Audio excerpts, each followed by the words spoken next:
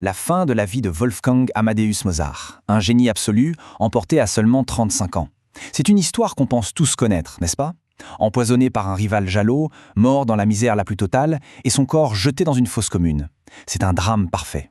Mais aujourd'hui, on va voir que la réalité, elle est bien plus fascinante que cette légende qui a la vie dure. Voilà la question qui va nous guider. Parce que derrière cette image d'Épinal, cette image très romantique, se cache une histoire incroyable de résilience, de triomphe créatif et finalement de pragmatisme face à une situation terrible. Alors c'est parti, on va essayer de démêler le vrai du faux. Bon, pour commencer, il faut parler du mythe fondateur, celui du génie maudit. C'est une image extrêmement puissante qui a été beaucoup façonnée au XIXe siècle, mais qui, on va le voir, déforme quand même pas mal la réalité. Allez, on attaque direct avec le premier grand mythe à déconstruire, la pauvreté. La situation financière de Mozart, en fait, elle est beaucoup plus complexe qu'on l'imagine. Là, le contraste est juste saisissant. D'un côté, on a la légende de l'artiste qui meurt de faim dans sa mansarde, et de l'autre, la réalité des chiffres. À son apogée, Mozart faisait partie des 5% les plus riches de Vienne. On est quand même très loin de l'image du miséreux. Alors comment c'est possible? D'où venaient ces problèmes d'argent? En fait, ce n'était pas un manque de revenus, mais une énorme crise de liquidité. Ces revenus ont chuté à la fin des années 1780, notamment à cause d'une récession liée à la guerre. Mais son train de vie, lui, est resté très élevé.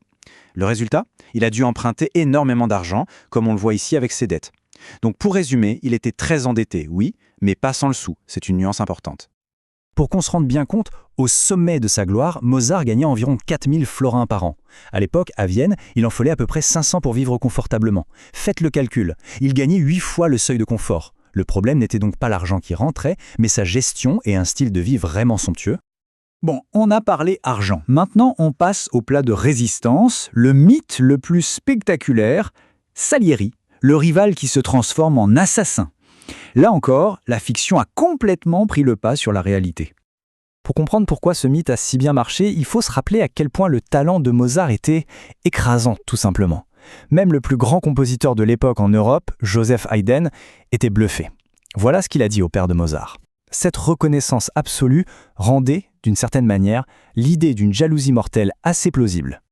Mais la réalité, c'est que Salieri n'avait aucune raison d'assassiner Mozart. Il était le compositeur officiel de la cour impériale, un poste ultra prestigieux, stable et bien mieux payé que tout ce que Mozart a jamais eu. C'était en quelque sorte l'homme le plus puissant de la scène musicale de Vienne. C'étaient des rivaux professionnels, ça c'est sûr, mais pas des ennemis mortels. Et puis, il y a l'argument massu, celui qui met fin au débat sur l'empoisonnement, ce sont les symptômes de Mozart lui-même. Les témoins de l'époque décrivent une maladie d'une quinzaine de jours, avec une fièvre très forte, une éruption cutanée et surtout un œdème massif, c'est-à-dire un gonflement de tout son corps. Or, ces symptômes sont totalement incompatibles avec les poisons qu'on connaissait à l'époque. La médecine est formelle là-dessus, Mozart n'a pas été empoisonné. Au cœur de toute la légende, il y a aussi sa dernière œuvre, le fameux Requiem. La manière dont il a été commandé, entouré de mystères, a vraiment nourri cette idée que Mozart écrivait sa propre messe des morts, comme s'il sentait sa fin approcher. Alors, remettons les choses au clair. Le fameux messager en gris n'était rien d'autre que l'employé d'un conte. Un musicien amateur qui voulait juste s'approprier l'œuvre et la faire passer pour la sienne. C'est Mozart lui-même, qui était déjà très affaibli par la maladie, qui s'est mis en tête cette idée morbide. Et quand il est mort, l'œuvre était loin, très loin d'être finie. C'est sa femme, Constance, pour des raisons très pratiques, elle avait besoin de toucher le reste de l'argent de la commande, qui a demandé à un de ses élèves, Süssmayr, de la terminer. On imagine souvent sa dernière année comme une lente descente aux enfers, une période de déclin. En fait, c'est tout l'inverse. 1791, pour Mozart, c'est une annus mirabilis, une année miraculeuse d'une créativité presque surhumaine. Mais regardez-moi cette chronologie, c'est juste stupéfiant. En quelques mois à peine, alors que sa santé se dégrade, il compose 2 opéras majeurs, la Flûte enchantée et la Clémence de Titus, le sublime concerto pour clarinette et bien d'autres chefs-d'œuvre. Loin d'être un artiste sur le déclin, Mozart était au sommet absolu de son art. On arrive maintenant à la fin de l'histoire et au début de la légende. Et pour vraiment comprendre comment on est passé de l'un à l'autre, il faut s'intéresser à un personnage absolument clé, mais qu'on oublie souvent, son épouse, Constance. Bon, alors de quoi est-il mort finalement? L'hypothèse la plus solide aujourd'hui, c'est une insuffisance rénale aiguë, qui serait la complication d'une infection à streptocoque. Ce diagnostic, il a l'avantage d'expliquer parfaitement tous les symptômes, et en particulier le gonflement généralisé. Et en plus, les archives de Vienne montrent qu'il y a eu une sorte de petite épidémie de décès avec les mêmes symptômes cet hiver-là.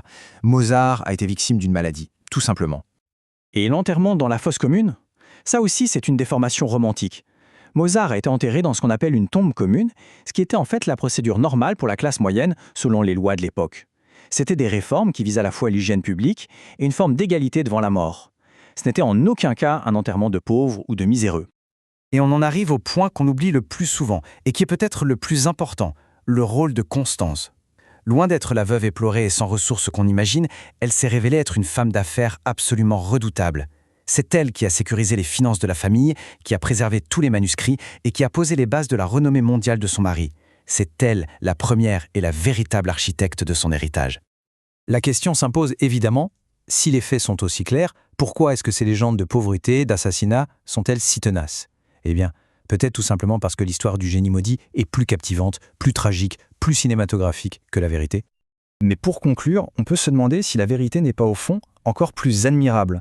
L'histoire d'un homme qui, malgré ses dettes, malgré sa santé qui décline, a connu une dernière année d'une créativité absolument fulgurante. L'histoire d'un génie qui n'a pas été vaincu par ses rivaux, mais par la maladie. Et enfin l'histoire d'un héritage qui a été sauvé et bâti par la détermination incroyable de sa femme.